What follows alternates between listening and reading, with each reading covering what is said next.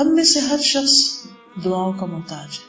ہم دوسروں کی بھی منتیں کرتے رہتے ہیں، آپ ہمارے لیے دعا کر. ہر شخص زندگی میں کسی نہ کسی مشکل کا شکار ہوتا ہے. کبھی وہ مشکلات ہمارے اندر کی ہوتی ہیں، ذہنی پریشانی ہوتی، دل کی بے چینی، غم، ہم، فکر و فاقہ ہوتی، یا پھر کوئی جسمانی بیماری ہوتی.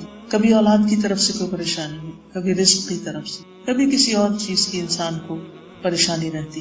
ایسے میں انسان یہ چاہتا ہے کہ کوئی ہو جو اس کی مدد کرے، کوئی ہو جو اس کے کام آئے.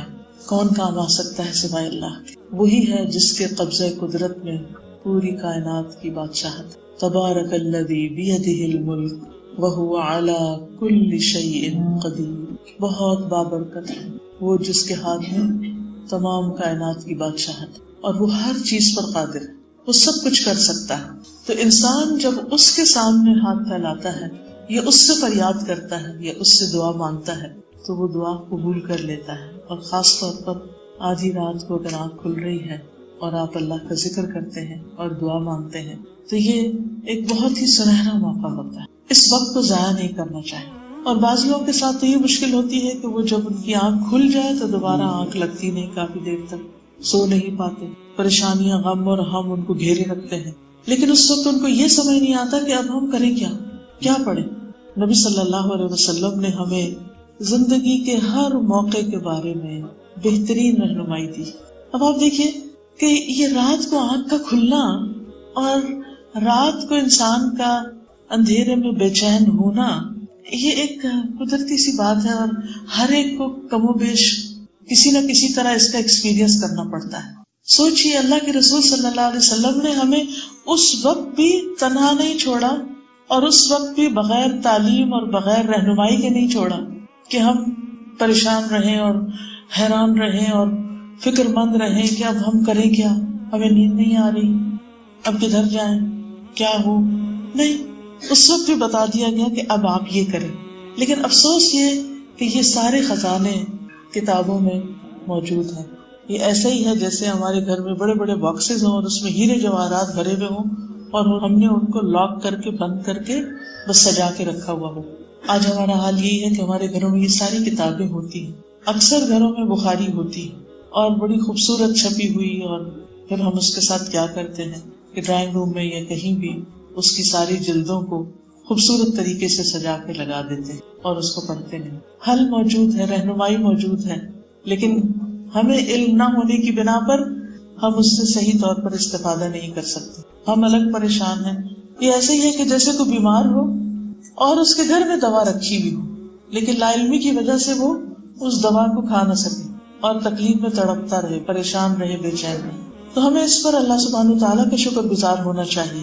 ہمیں اس پر رسول اللہ صلی اللہ علیہ وسلم کا شکر گزار ہونا چاہیے. ہمیں اس پر امام بخاری کا شکر گزار ہونا چاہیے.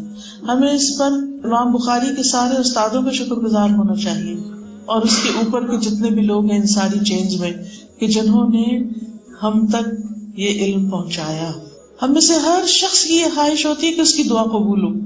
ہر شخص یہ چاہتا ہے، ہر شخص یہ چاہتا ہے اس کی پریشانیاں دور ہوں، اس کے غم دور ہوں. ہر شخص یہ چاہتا ہے اس کی نمازیں قبول ہوں. لیکن ایک چھوٹا سا نسخہ، ایک چھوٹی سی چیز جو اتنے بڑے ثواب، اتنے بڑے اجر اور اتنی بڑی مشکلات اور بے شمار مشکلات کا حل ہے، اس سے ہم محروم ہیں. تو بہرحال حدیث ہے عن النبی صلی اللہ علیہ وسلم قال، نبی صلی اللہ علیہ وسلم نے فرمایا، من تعار من اللیل، جس شخص کی رات کو آنکھ کھل گئی. اور ہم میں سے ہر شخص کے ساتھ یہ ایکسپیرینس ہوتا ہے کہ ہم ایک سائڈ پر سوتے ہیں اور جب ہماری نیند کا ایک سائیکل پورا ہوتا ہے اور ہمارے وہ سائڈ ذرا تھک جاتی ہے تو خود بخود ہم دوسری طرف رخ پلٹتے ہیں. اور کچھ لوگ تو نیند میں ہی اپنی سائڈ بدل لیتے ہیں، لیکن کچھ لوگوں کی آنکھ کھل جاتی ہے اس وقت. اور خاص طور پر اگر عمر زیادہ ہو تو پھر تو رات کو ایک بار نہیں کئی بار آنکھ کھلتی ہے. تو جہاں اس میں تکلیف ہے، مشقت ہے، وہاں اس میں فائدے بھی بہت ہیں. بہرحال جب رات کو آنکھ کھلے اور وہ جاگ جائے، فقال، پھر کہے، لا الہ الا اللہ وحدہ لا شریک لہ لہ الملک ولہ الحمد وہو علی کل شیء قدیر، الحمد للہ وسبحان اللہ ولا الہ الا اللہ واللہ اکبر ولا حول ولا قوة الا باللہ. یعنی یہ دعا پڑھ لے. ثم قال، اس دعا کے پڑھنے کے بعد کہے، اللہم اغفر لی، او دعا یا کوئی اور دعا مانگے جو اس کے دل میں ہے، استجیب لہ، تو دعا قبول کر لی جاتی ہے اس کی. یعنی اس وقت اللہ سبحانہ تعالیٰ کی یہ تعریف بیان کر کے انسان بخشش کی دعا کرتا ہے یا پھر کچھ بھی اور مانگتا ہے تو اس کی دعا قبول ہو جاتی ہے. وَإِن تَوَضَّأَ، پھر اگر وہ وضو کر لے، وَصَلَّى، اور نماز پڑھ لے، قُبِلَتْ صَلَاتُهُ، اس کی نماز قبول کر لی جاتی ہے.